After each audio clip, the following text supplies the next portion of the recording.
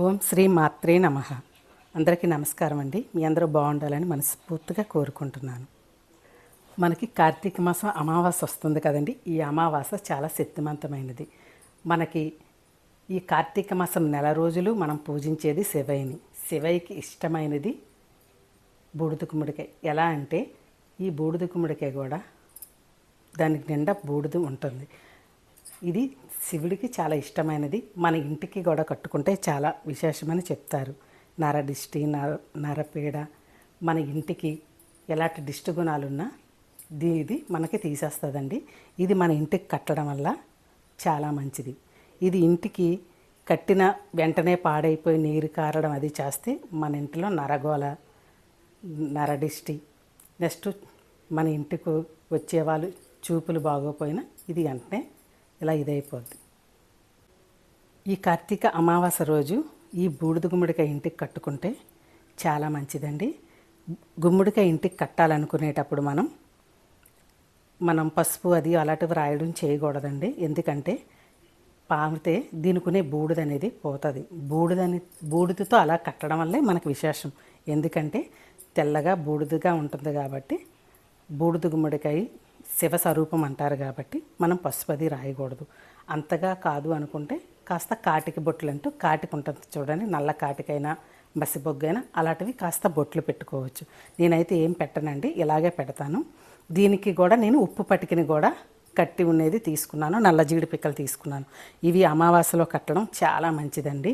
మన ఇంటిపై ఎలాంటి నరదిష్టి ఉన్నా, నరదిష్టి అది అంటే ఎలా ఉంటుందంటే మనం బాగుపడినా చూడలేని వాళ్ళు ఉంటారు. మనతో మంచిగా మాట్లాడుతూనే వాళ్ళు వీళ్ళకేట్రా వీళ్ళు బాగున్నారు, వీళ్ళేం బాగానే సంపాదిస్తున్నారు, వీళ్ళేం మంచిగా ఉన్నారు, బాగానే వేసుకొని తిరుగుతుంది, ఇలా అనే మాటలనేవి అవి ఒక నరగోళ, నరదిష్టి అనేవి మనకు ఉంటాయండి.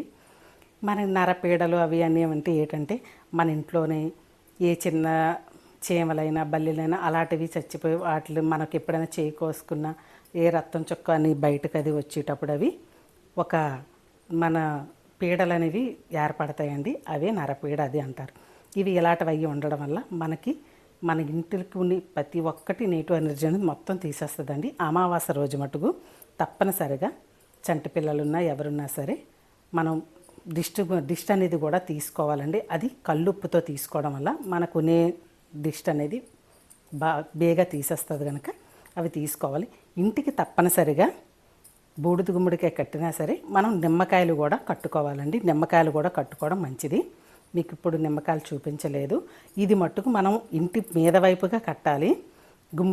అది నిమ్మకాయలు అవి మన గడపకి పక్క సైడ్గా కట్టాలండి. మనకి నవరాత్రుల్లో ఇలాగ ఎప్పుడైనా కట్టుకుని గుమ్మడికాయలు అవి కానీ పాడైపోయి అంటే మన ఇంటి మీద నరగోళ, నరదిష్టి ఉన్నట్టు. అలాంటివి తీసేసి ఇలాంటి మంచి అమావాస్యలో మళ్ళీ మనం మార్చుకోవడం మంచిదండి. నాకు ఇప్పుడు దాకా ఈ గుమ్మడికాయ అందుబాటులో దొరకలేదండి. నేను కొద్దిగా తెచ్చుకోవడం లేట్ అయ్యి మీకు లేట్గా చూపిస్తున్నాను. గుమ్మడికాయకి అనేది ముచుకు అనేది ఉండాలండి. ఈ ముచుకు ఉంటేనే మనం ఇంటికి కట్టుకోవాలి. ఇది లేకపోతే మట్టుకు అస్సలు మన ఇంటికి అనేది కట్టుకోకూడదండి. ఈ ముచుకు అనేది తప్పనిసరిగా మనం చూసుకొని తీసుకోవాలి. గుమ్మడికాయ అనేది తప్పనిసరిగా రేపే మనకి కార్తీక అమావాస్య అండి. చాలా శక్తివంతమైనది. మనకి శివుడికి ఈ నెల రోజులు పూజలు చేసుకుంటాం. శివయ్య అనేది చాలా విశేషం. అమావాస్య అంటే శివుడికి చాలా ఇష్టమైనది కూడా. ఈ కార్తీక అమావాస్యలో ఇలా ఇంటికి దిష్టికి సంబంధించిన పరిహారాలు చేసుకుంటే చాలా మంచిదండి. అందులో ఈ బూడిద గుమ్మడికాయ పరిహారం చాలా విశేషం.